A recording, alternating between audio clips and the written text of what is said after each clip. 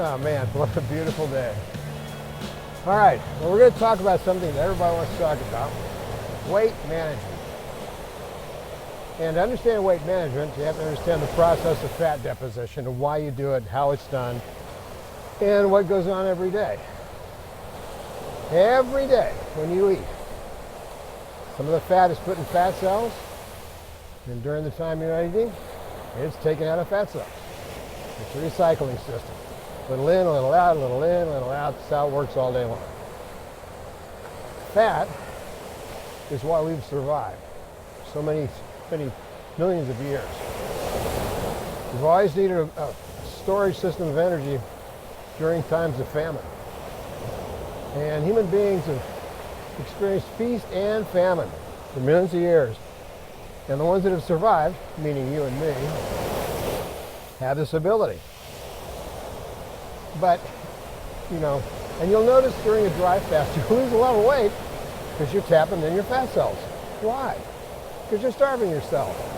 And your body has the ability to provide fat to keep you alive. In particular, glycerol from the triglycerides that are broken apart during the fast. Glycerol is turned into plasma glucose because your body needs to keep its brain and its blood alive. They don't run on ketones. The rest of the body can. Not the blood, not the brain. So dry fasting is tapping fat to keep you alive. And fat keeps you alive. Fat is your friend. However, in this modern society, which is a society of too much convenience, everybody's become soft, pudgy, and fat like the Pillsbury Doughboy or the Stay Puft Marshmallow Man from Ghostbusters. And not because of anything other than having too much access and too much convenience. Picture the world 100,000 years ago, when there were no stores, there were no roads, there were no cars, there were no grocery stores. You had to run around. You had to find your food. You had to forage. You had to be active. I've written 2 books, The Phoenix Protocol and Neogenesis.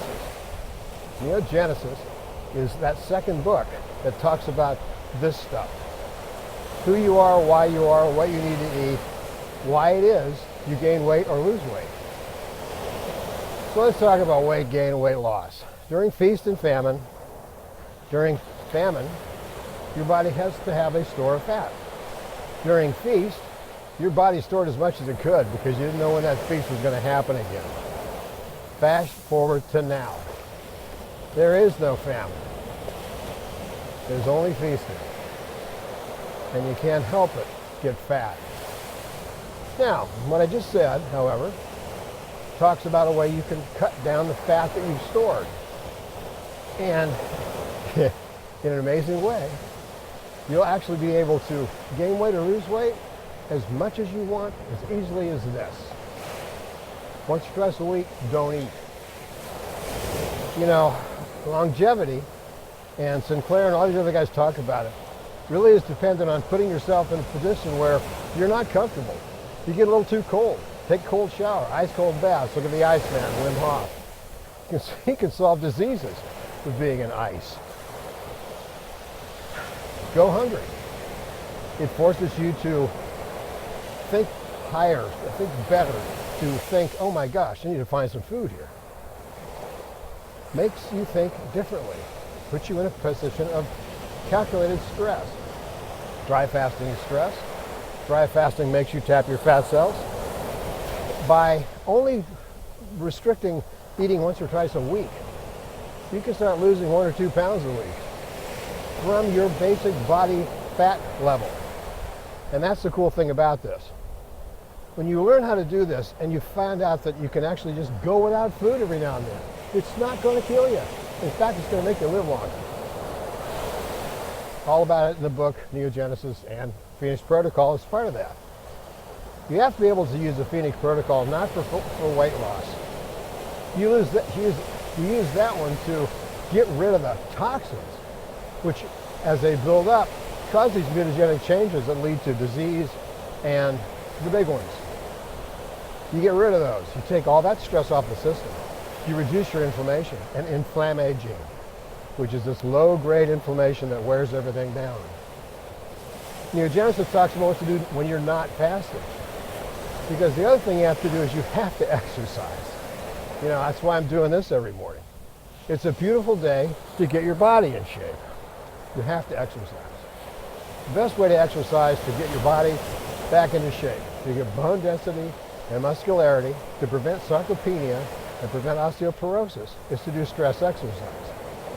Jogging, running, lifting weights, bouncing on a cellulizer, you know, the little mini tramps. That forces the body to stress the bone periosteum, which releases osteocalcin, which helps everything else in the body work correctly. Because during the times of feast and famine 100,000 years ago, you were active, you were running, you were trying to catch prey. You were releasing tons of osteocalcin. You know, it's really about that simple.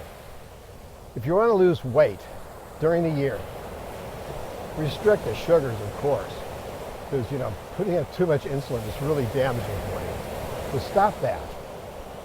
But restrict your carbohydrates, restrict your sugars, and you won't make as much fat. But if you really want to manage your weight, stop eating at least once a week. It's a good thing. It's not a bad thing. You'll be better for it, you'll be healthier for it, and you'll start learning how to manage your weight.